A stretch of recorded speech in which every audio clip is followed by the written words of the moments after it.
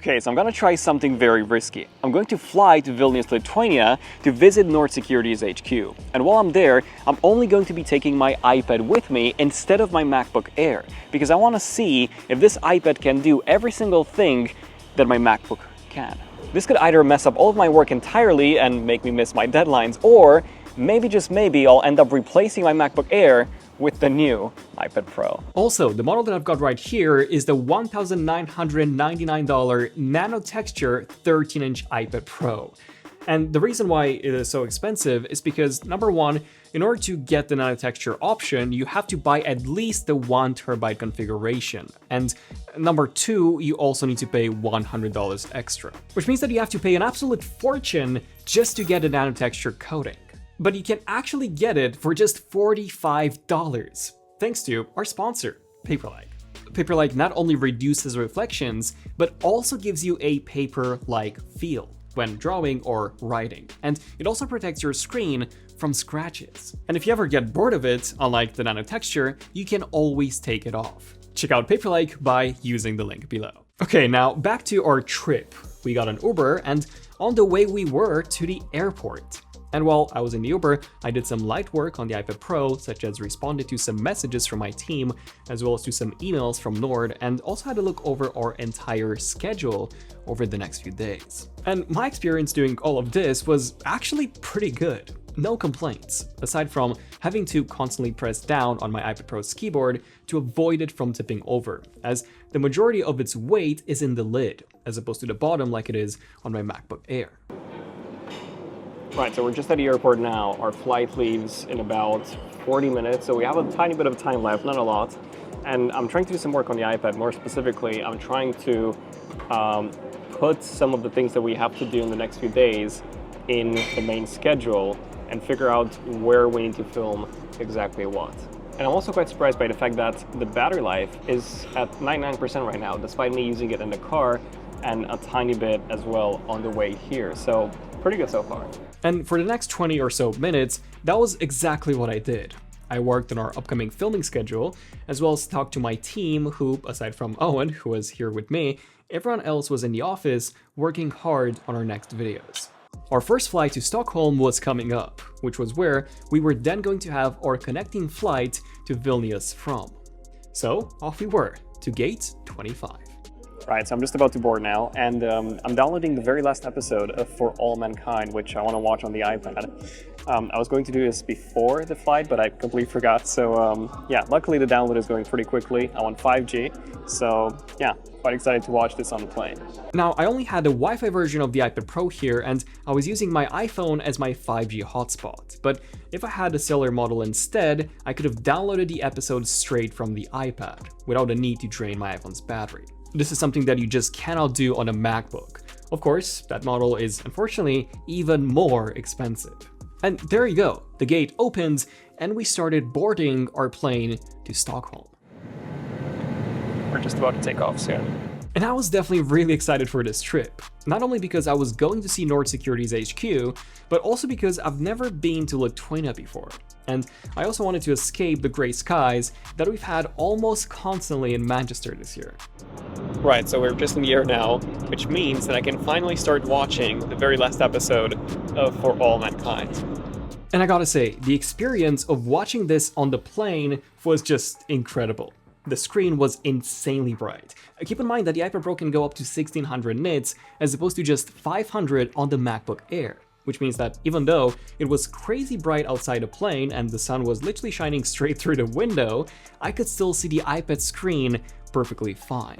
Also, since I had the Nano Texture version of the screen, reflections were even more reduced, making the whole viewing experience literally the best viewing experience I've ever had on any portable device. Plus, despite its size, the iPad is considered a tablet and not a laptop, so the flight attendants had no issue with me using it during takeoff and landing.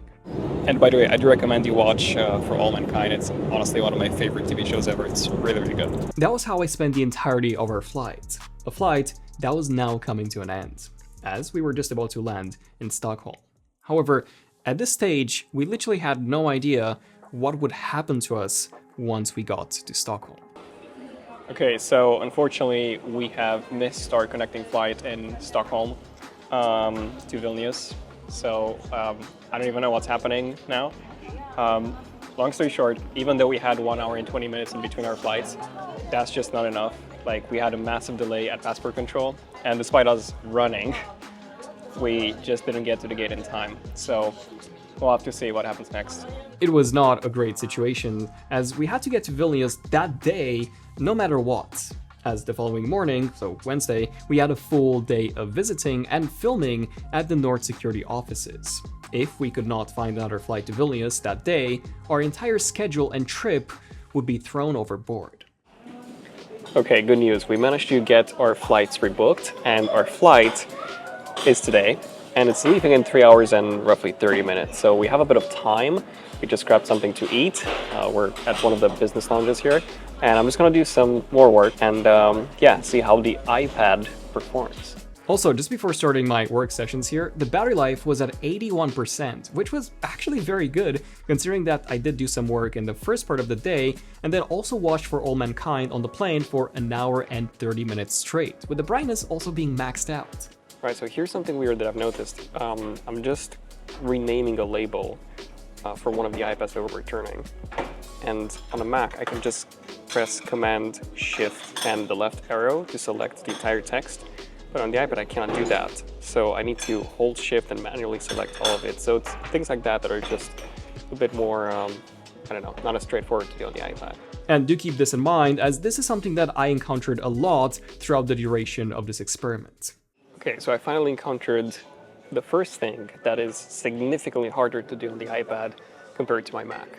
Right, so I need to chat with Apple about an issue that I'm having, and whenever I press Chat with Us online on Mac, it just opens up a separate chat windows. But on iPad, it doesn't do that, so it opens up messages. And even when I open up a new window in Safari, it still wants to redirect me to iMessage, which I just don't want to do. I want to simply stay in Safari, but I cannot do that on the iPad. Right, so I was actually able to do it in the end. So I was able to separate one of the iMessage chats into its own floating window, which sits right next to the Safari window. So this is more similar like on macOS. The only downside is that I do need to keep the actual main iMessage window open in order for this to also stay open. Right, so I've just found another weird thing. Let's say that I want to close Safari, right? I would press Command Q while I'm in Safari, but that just doesn't work for whatever reason. So then I'm like, okay, I just want to close it from the multitasking tab. Let's say I want to close iMessage, but guess what? iMessage is open, but it's not in the multitasking tab. So how do I even close it? This does make me wonder if iPadOS is heavily glitched, or if these are things that the developers simply have not thought about, as almost none of them actually use an iPad as a laptop replacement. And I do think it's the latter here. Okay, now on the brighter side, I've actually found something that I'm quite surprised to see that's even possible on the iPad. So I needed to send some PDFs to Josh. So I created this folder, I've downloaded some PDFs, they're all in the iPad Files app. And I was like, okay, how am I gonna send the folder over? Can I even create a zip?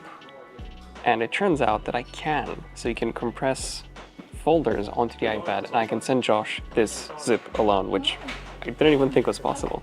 Right, one more weird thing that I've noticed. So I was typing an email, and I wanted to send an emoji, but whenever I press the emoji key, I only get 2 keyboards, English and Romanian. Now, if I go to the actual keyboards, I do have emoji selected, but for some reason, I'm just not getting it here. Now, the thing is, I can still enable the emoji keyboard if I press the Control, Command, and Space buttons, so that works, but whenever I press the globe, that just doesn't, which doesn't work on the Mac, by the way. So it's always this thing where something that I can do easily on my MacBook just doesn't work properly, or even at all, on the iPad. Right, so I was just working on getting the schedule that we've got planned for tomorrow, getting it into Notion and making sure that we know exactly what we're filming and when. And I just discovered the biggest issue for me so far with the iPad. So it turns out that you cannot actually have more than one tab open in Notion, which is crazy.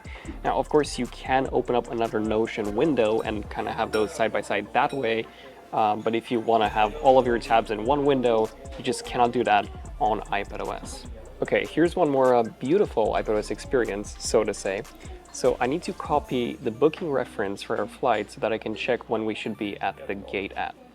And in Slack, I'm trying to do that, but Slack on the iPad works just like on the iPhone. So when I'm trying to copy something, I can only copy the whole block of text, not just a single word that I want to copy like I can on macOS. Also, just because I've been hotspotting so much from my iPhone is close to being dead. Yes, I do wish I had the cellular iPad for sure. But okay, it was time for us to finally head over to our gate, as our flight to Vilnius was quickly approaching. Okay, so we just got to our gate now, an hour and close to 30 minutes before our flight actually takes off, just to be safe. Yeah, I should probably mention the Apple Pencil keeps falling off every time I put it and take it out of my bag. So I was about to lose it once before. There you go. Hopefully that doesn't happen. Apple should definitely take a similar approach to what Samsung has, or what Logitech has done with that cover over the pencil. The battery life was now at 52%, and while we were sitting down waiting for the boarding to start, I wanted to organize my questions for some of the interviews that I was about to do with Nord's team the following day. And off we were to beautiful Lithuania. And of course I took the time to finish that For All Mankind episode that I started watching on our first flight, only to notice that my nanotexture iPad Pro had fallen in battle, as it had a massive permanent scratch. Now, to be honest, we do have a lot of sand in our office from our sandbags, which is what causes a lot of our phones to get scratched in just a matter of minutes of owning them. So I wouldn't be surprised if this is what scratched my iPad Pro too. Still, it is worth mentioning that the regular glass version has no scratches of this level. So it could also be that the nanotexture version is just way less durable than regular glass. 1 hour passed way faster than I thought, and we had safely arrived in Vilnius. We then grabbed our luggage and headed over to our hotel, only for me to immediately be impressed by the stunning Soviet-era architecture that was right there in the airport. Yeah, definitely giving me some Romania vibes here. It was already nighttime at this point, so we then grabbed an Uber and arrived at our hotel at 10 p.m., with still 42% battery life remaining on the iPad. Very impressive, especially after a full day of use. Now, I did have some more work to do. More specifically, I wanted to post our socials for our app, WallpaperZ. Speaking of wallpapers, we've recently launched an actual wallpaper store on our website. This week, we've got Prism Pathway, Solar Sensations, Curveline Canvas, Colorful Currents, and more.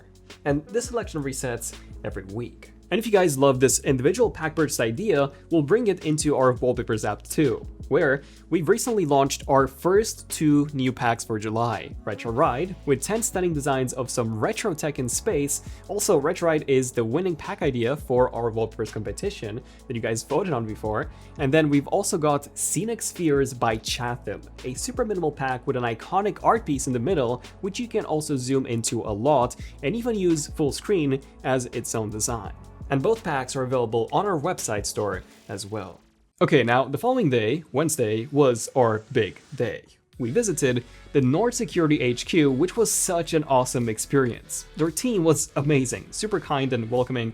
They gave us a detailed tour of their entire offices, where they showed us how they worked. And I also got a chance to interact with their team, as well as interviewed some of their talented people. And while I was interviewing them, I was also using the M4 iPad Pro for referencing my questions, which was actually a pretty great experience. It kind of felt like I was holding a super thin and light book in my hands. Now, if you're curious about what we talked about, make sure to check out my Instagram page where I posted some behind the scenes content. But Wednesday was so full that aside from me using the iPad for the interviews, I didn't really get a chance to properly use it outside of that.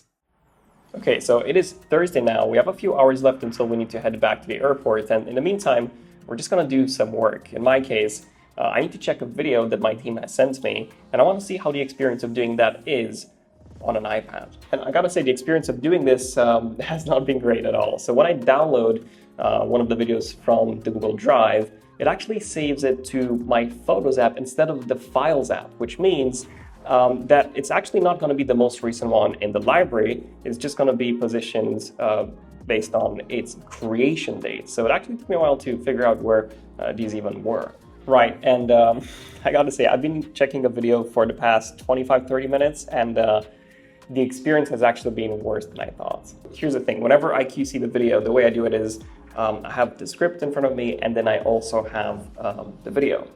And I write down time codes whenever I notice something in the video.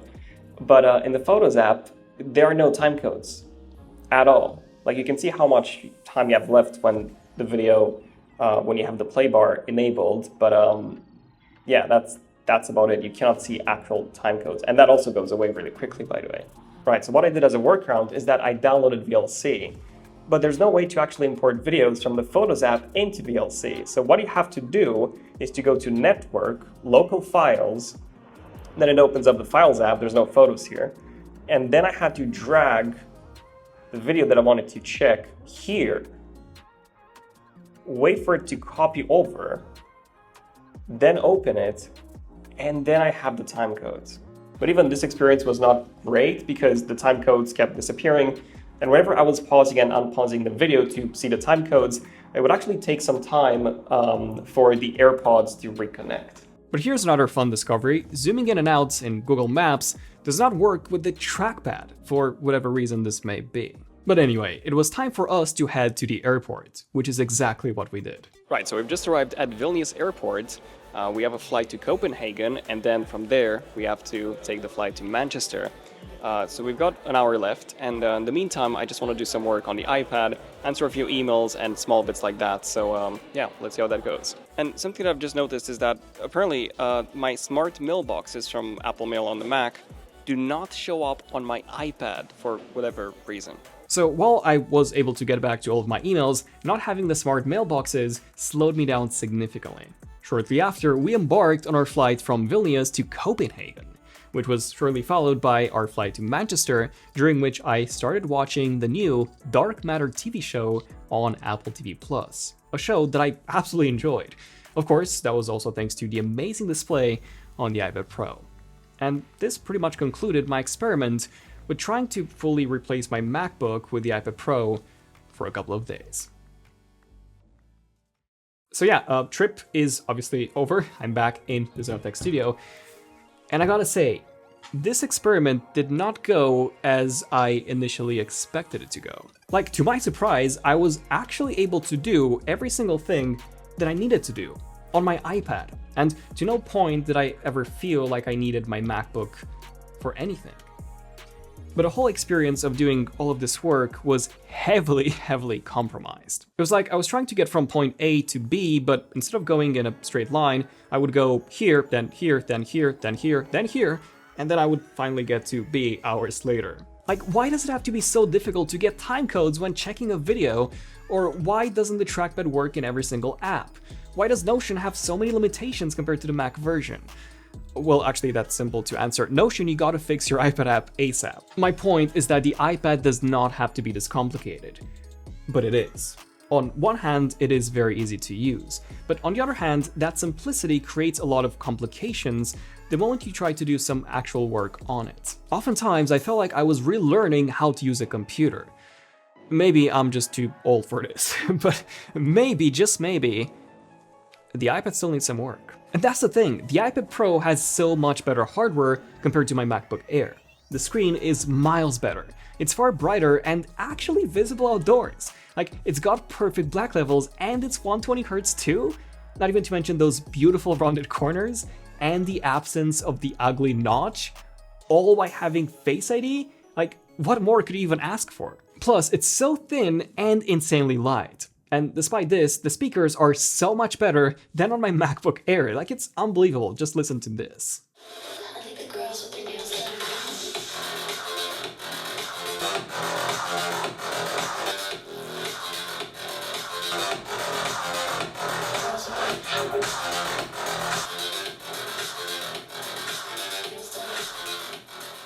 And I also love being able to detach the keyboard just like this. And, you know, even the Apple Pencil is nice to have. But iPadOS is still iPadOS, and this has been the same story for so many years now. Plus, I haven't even scratched the surface as to how limiting the iPad really is compared to a MacBook. For example, I tried using it at my desk with my dual display setup. But yeah, it doesn't support dual monitors, unlike my M3 MacBook Air. And even when I tried playing Civilization 6 on my iPad, The game looked horrific. I'm talking about a super low resolution and settings with no options to adjust the graphics, despite the iPad clearly being able to drive this at much higher settings. After all, my M3 MacBook Air easily can, and this M4 iPad Pro is far more powerful. So what is the solution to all of this? Well, I think that one of the two following things needs to happen in order for the iPad to become more usable.